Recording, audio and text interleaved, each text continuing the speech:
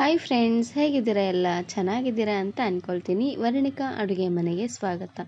ಇವತ್ತಿನ ವಿಡಿಯೋದಲ್ಲಿ ನಾನು ನಿಮಗೆ ತುಂಬಾ ಸಿಂಪಲ್ಲಾಗಿ ಮಾಡುವಂತಹ ಒಂದು ಎಗ್ ಕರಿನ ಯಾವ ರೀತಿ ಮಾಡೋದು ಅಂತ ತಿಳಿಸ್ಕೊಡ್ತಾ ಇದ್ದೀನಿ.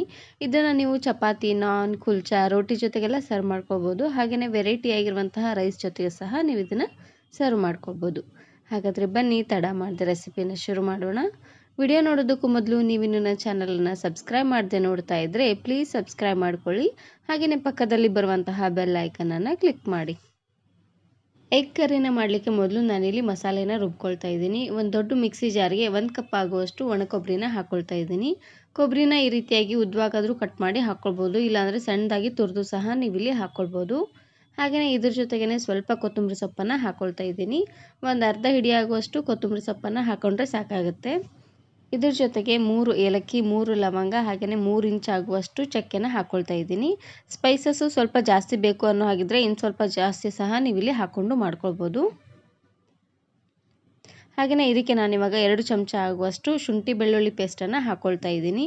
ಶುಂಠಿ ಬೆಳ್ಳುಳ್ಳಿ ಇದ್ದರೆ ಅದನ್ನು ಸಹ ನೀವಿಲ್ಲಿ ಹಾಕ್ಕೊಳ್ಬೋದು. ನಾನಿಲ್ಲಿ ಶುಂಠಿ ಬೆಳ್ಳುಳ್ಳಿ ಪೇಸ್ಟ್ ಇತ್ತು, ಹಾಗಾಗಿ ಅದನ್ನು ಹಾಕ್ಕೊಳ್ತಾ ಇದ್ದೀನಿ. ಇವಾಗ ಸ್ವಲ್ಪ ನೀರನ್ನು ಹಾಕ್ಕೊಂಡು ನುಣ್ಣದಾಗಿ ಇದನ್ನು ಗ್ರೈಂಡ್ ಮಾಡ್ಕೊಳ್ಬೇಕು. ನೋಡಿ, ಈ ರೀತಿಯಾಗಿ. ಬೇಗ ಸಣ್ಣ ಆಗಿಲ್ಲ ಅಂದರೆ ಇನ್ನು ಸ್ವಲ್ಪ ನೀರನ್ನು ಹಾಕ್ಕೊಂಡು ಈ ರೀತಿಯಾಗಿ ನುಣ್ಣದಾಗಿ ಗ್ರೈಂಡ್ ಮಾಡ್ಕೊಳ್ಳಿ. ಇವಾಗ ನಾನಿಲ್ಲಿ ಒಂದು ಪಾತ್ರೆಗೆ ಸ್ವಲ್ಪ ಎಣ್ಣೆನ ಹಾಕ್ಕೊಳ್ತಾ ಇದ್ದೀನಿ. ಒಂದು 3 ಇಂದ 4 ಚಮಚ ಆಗುವಷ್ಟು ಎಣ್ಣೆನ ಹಾಕ್ಕೊಂಡ್ರೆ ಸಾಕಾಗುತ್ತೆ. ಎಣ್ಣೆ ಚೆನ್ನಾಗಿ ಕಾದ್ಮೇಲೆ ಉದ್ದವಾಗಿ ಹೆಚ್ಚಿರುವಂತಹ 1 ಈರುಳ್ಳಿ, ಹಾಗೆಯೇ ಒಂದೇ ಒಂದು ಹಸಿರು ಮೆಣಸಿನಕಾಯಿನ ಹಾಕ್ಕೊಳ್ತಾ ಇದ್ದೀನಿ. ಫ್ಲೇವರ್ಗೋಸ್ಕರನೇ ಹಾಕ್ಕೊಳ್ತಾ ಇರೋದು. ಬೇಕು ಅಂದರೆ ಹಾಕ್ಕೊಳ್ಳಿ, ಇಲ್ಲದಿದ್ದರೆ ಸ್ಕಿಪ್ ಮಾಡ್ಕೊಳ್ಬೋದು. ಈರುಳ್ಳಿ ಎಲ್ಲ ಸ್ವಲ್ಪ ಕಲರ್ ಚೇಂಜ್ ಆಗೋವರೆಗೂ ಇದನ್ನು ಇದೇ ರೀತಿಯಾಗಿ ಬಾಡಿಸ್ಕೊಳ್ತಾನೆ ಬೇಯಿಸ್ಕೊಳ್ಬೇಕು. ನೋಡಿ, ಈರುಳ್ಳಿ ಎಲ್ಲ ಈ ರೀತಿಯಾಗಿ ಸಾಫ್ಟ್ ಆದಮೇಲೆ ಇದಕ್ಕೆ ನಾನಿವಾಗ ಅರಿಶಿನ ಪುಡಿನ ಹಾಕ್ಕೊಳ್ತಾ ಇದ್ದೀನಿ. ಹಾಗೆಯೇ 2 ಚಮಚ ಆಗುವಷ್ಟು ಖಾರದ ಪುಡಿ. ಖಾರ ಪುಡಿ ನಿಮಗೆ ಎಷ್ಟು ಬೇಕೋ ಅಷ್ಟನ್ನು ನೀವು ಇಲ್ಲಿ ಹಾಕ್ಕೊಳ್ಬೋದು. ಲಾಸ್ಟಲ್ಲಿ ರುಚಿಗೆ ತಕ್ಕಷ್ಟು ಉಪ್ಪನ್ನು ಹಾಕ್ಕೊಳ್ತಾ ಇದ್ದೀನಿ. ಖಾರದ ಪುಡಿನ ಹಾಕುವಾಗ ಉರಿನ ಪೂರ್ತಿ ಲೋ ಫ್ಲೇಮ್ನಲ್ಲೇ ಇಟ್ಟು ಹಾಕ್ಕೊಳ್ಬೇಕು, ಇಲ್ಲಾಂದರೆ ಬೇಗ ಒತ್ತೋಗ್ಬಿಡುತ್ತೆ ಎಣ್ಣೆನಲ್ಲೇ. ಇವಾಗ ಒಂದು ಸಾರ್ತಿ ಈ ರೀತಿಯಾಗಿ ಚೆನ್ನಾಗಿ ಮಿಕ್ಸ್ ಮಾಡ್ಕೊಂಡು ತಗೊಳ್ಳಿ. ಲಾಸ್ಟಲ್ಲಿ ರುಬ್ಬಿರುವಂತಹ ಮಸಾಲೆನ ಹಾಕ್ಕೊಳ್ತಾ ಇದ್ದೀನಿ. ಮಸಾಲೆ ಎಲ್ಲ ಹಾಕಿದ ಮೇಲೆ ಉರಿನ ಪೂರ್ತಿ ಲೋ ಫ್ಲೇಮ್ನಲ್ಲೇ ಇಟ್ಟು ಇದನ್ನು ಇದೇ ರೀತಿಯಾಗಿ ತಿರುಗಿಸ್ಕೊಳ್ತಾನೆ ಬೇಯಿಸ್ಕೊಳ್ಬೇಕು. ಇದರಲ್ಲಿರುವಂಥ ಹಸಿ ವಾಸನೆ ಎಲ್ಲ ಹೋಗಬೇಕು. ನೋಡಿ, ಅಲ್ಲಿವರೆಗೂ ಇದನ್ನು ಇದೇ ರೀತಿಯಾಗಿ ಬಾಡಿಸ್ಕೊಳ್ತಾನೆ ಬೇಯಿಸ್ಕೊಳ್ಳಿ. ಒಂದು 2 ರಿಂದ 3 ನಿಮಿಷವರೆಗೂ ಬೇಯಿಸಿದ್ರೆ ಸಾಕಾಗುತ್ತೆ. ನೋಡ್ತಾ ಇದ್ದೀರಲ್ವ, ಈ ರೀತಿಯಾಗಿ ಬೆಂದ ನಂತರ ಇವಾಗ ನಾನಿಲ್ಲಿ ಸ್ವಲ್ಪ ನೀರನ್ನು ಹಾಕ್ಕೊಳ್ತಾ ಇದ್ದೀನಿ. ನಾನಿಲ್ಲಿ ಒಟ್ಟು 2 ಗ್ಲಾಸ್ ಆಗುವಷ್ಟು ನೀರನ್ನು ಹಾಕ್ಕೊಂಡಿದ್ದೀನಿ. ನಿಮಗೆ ಗ್ರೇವಿ ಎಷ್ಟು ಬೇಕೋ ಅಷ್ಟು ಸಹ ನೀವಿಲ್ಲಿ ಹಾಕ್ಕೊಳ್ಬೋದು. ನೀರನ್ನು ಹಾಕಿದ ಮೇಲೆ ಒಂದು ಸಾರ್ತಿ ಈ ರೀತಿಯಾಗಿ ಚೆನ್ನಾಗಿ ಮಿಕ್ಸ್ ಮಾಡ್ಕೊಂಡು ತಗೊಳ್ಳಿ. ನಾನು ಇದೇ ರೀತಿ ಬಹಳಷ್ಟು ಎಗ್ ರೆಸಿಪೀಸ್ನ ಮಾಡಿದ್ದೀನಿ. ವಿಡಿಯೋ ನೋಡಿಲ್ಲ ಅಂದರೆ ಈ ವಿಡಿಯೋ ಕೊನೆಯಲ್ಲಿ ಹಾಕಿರ್ತೀನಿ, ನೋಡಿ ಚೆಕ್ ಮಾಡಿ. ನೋಡಿ, ಈ ರೀತಿಯಾಗಿ ಮೇಲ್ಗಡೆ ಮುಚ್ಚಳ ಮುಚ್ಚಿ ಚೆನ್ನಾಗಿ ಕುದಿಸ್ಕೊಳ್ಬೇಕು. ನೋಡ್ತಾ ಇದ್ದೀರಲ್ವ, ಈ ರೀತಿಯಾಗಿ ಚೆನ್ನಾಗಿ ಕುದಿ ಬರೋವರೆಗೂ ಇದನ್ನು ಉರಿನ ಪೂರ್ತಿ ಲೋ ಫ್ಲೇಮ್ನಲ್ಲೇ ಇಟ್ಟು ಕುದಿಸ್ಕೊಳ್ಳಿ.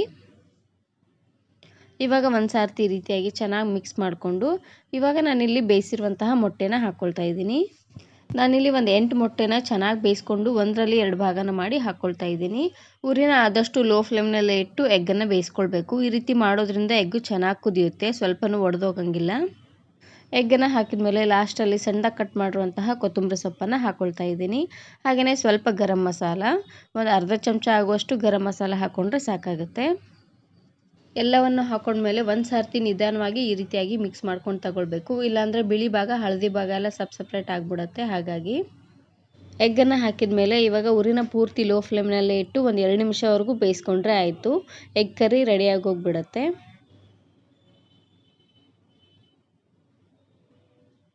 ನೋಡ್ತಾ ಇರ್ಬೋದು, ಚೆನ್ನಾಗಿ ಎಣ್ಣೆ ತೇಲ್ ಬರ್ತಾ ಇದೆ. ಈ ರೀತಿಯಾಗಿ ಎಣ್ಣೆ ತೇಲ್ ಬರೋವರೆಗೂ ಬೇಯಿಸ್ಕೊಂಡ್ರೆ ಆಯಿತು. ಎಗ್ ಕರಿ ರೆಡಿಯಾಗಿ ಹೋಗಿಬಿಡುತ್ತೆ. ಇದನ್ನು ನೀವು ಚಪಾತಿ, ರೋಟಿ, ಕುಲ್ಚಾ ಹಾಗೆ ವೆರೈಟಿ ಆಗಿರುವಂತಹ ಅನ್ನದ ಜೊತೆಗೆ ಸಹ ನೀವು ಇದನ್ನು ಸರ್ವ್ ಮಾಡ್ಕೊಳ್ಬೋದು. ತುಂಬಾ ರುಚಿಯಾಗಿರುತ್ತೆ. ಒಂದೇ ರೀತಿ ಆಮ್ಲೆಟನ್ನು ತಿಂದು ಬೇಜಾರಾಗಿದ್ದರೆ ಈ ರೀತಿಯಾಗಿ ಎಗ್ ಕರಿನ ಮಾಡ್ಕೊಳ್ಳಿ. ನೋಡಿದ್ರಲ್ವ, ತುಂಬಾ ಸಿಂಪಲ್ಲಾಗಿ ಹಾಗೆ ಈಸಿಯಾಗಿರುವಂತಹ ಒಂದು ಎಗ್ ಕರಿನ ಯಾವ ರೀತಿ ಮಾಡೋದು ಅಂತ. ನಾನಿವತ್ತು ಈ ಎಗ್ ಕರಿ ಜೊತೆಗೆ ಚಪಾತಿನ ಸರ್ವ್ ಮಾಡ್ಕೊಳ್ತಾ ಇದ್ದೀನಿ. ವಿಡಿಯೋ ಇಷ್ಟ ಆದರೆ ಈಗಲೇ ಒಂದು ಲೈಕ್ ಬಟನನ್ನು ಕ್ಲಿಕ್ ಮಾಡಿ, ಫ್ರೆಂಡ್ಸ್ ಆ್ಯಂಡ್ ಫ್ಯಾಮಿಲಿ ಜೊತೆಗೆ ಶೇರ್ ಮಾಡಿ. ಹಾಗೆಯೇ ಮತ್ತಷ್ಟು ಹೊಸ ರೆಸಿಪಿಗಾಗಿ ವರ್ಣಿಕಾ ಅಡುಗೆ ಮನೆ ಯೂಟ್ಯೂಬ್ ಚಾನಲನ್ನು ಸಬ್ಸ್ಕ್ರೈಬ್ ಮಾಡ್ಕೊಳ್ಳಿ. Thanks for watching.